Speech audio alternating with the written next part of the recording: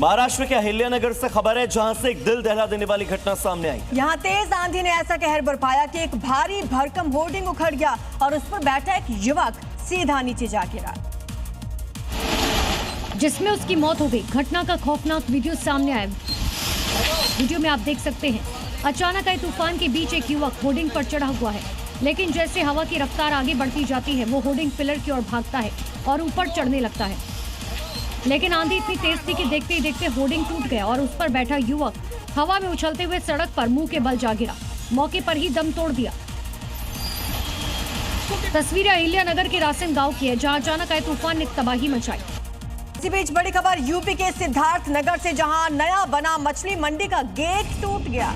7 मजदूर उसके नीचे दब गए हैं। बड़ी खबर है कि एक व्यक्ति की मौत हो गई है, जबकि 3 लोग ऐसे हैं जो गंभीर रूप से घायल। जिलाधिकारी ने जांच के आदेश दे दिए हैं, लेकिन दुखद खबर ये कि एक मजदूर के दौरान मौत हो गई और 3 गंभीर रूप से घायल।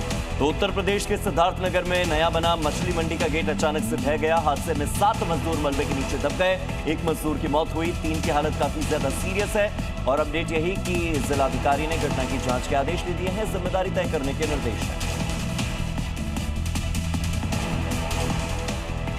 चीन के जियांगसू प्रांत से, जहां पर मौजूद स्क्रैप रिसाइकलिंग गोदाम में भीषण आग लग गई और आग ने देखते ही देखते पूरे कैंपस को अपनी चपेट में ले लिया है। यह बड़ी तस्वीर, बड़ी खबर चीन से आ रही है, जहां पर जियांगसू में अचानक से आग का तांडव देखने को मिला। लेकिन वहां पर दमकल विभाग की टीम मौजूद है, आग बुझाने की कोशिश की जा रही है। हालांकि हादसे की वजह क्या रही, इस बात का खुलासा अब तक नहीं हो पाया है। इंडोनेशिया में लगातार हो रही मूसलाधार बारिश ने भीषण बाढ़ का रूप ले लिया। कई शहर और गांव पानी में डूब चुके हैं, हजारों लोग प्रभावित हो रहे हैं। इंडोनेशिया के कई शहरों में लगातार हो रही भारी बारिश की वजह से बाढ़ के हालात बन गए हैं। बाढ़ के पानी ने कई गांवों को अपनी चपेट में ले लिया है, जिससे जनजीवन अस्त व्यस्त हो गया है।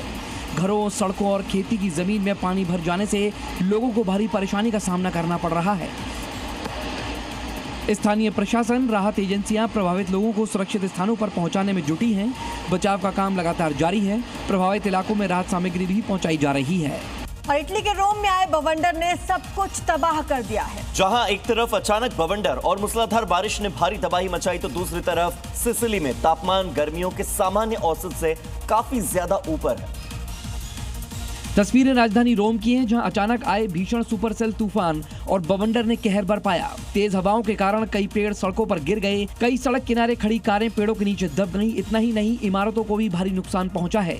इस तबाही ने लोगों को परेशान कर दिया। पेड़ और बिजली के पोल गिरने की वजह से सड़कों पर यातायात ठप हो गया। दमकल और नागरिक सुरक्षा विभागों को पेड़ों को हटाने, फंसे हुए लोगों की मदद करने के निर्देश जारी किए गए हैं।